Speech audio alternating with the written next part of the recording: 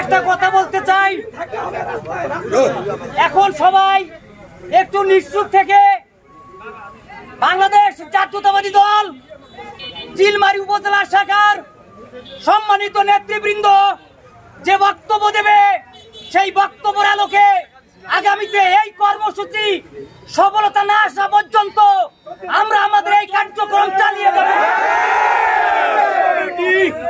এই অবৈধ pocket committee, এই টাকা দিয়ে যে কমিটি নিয়ে এসে ছাড়া হচ্ছে, এই কমিটি আমরা মানি না।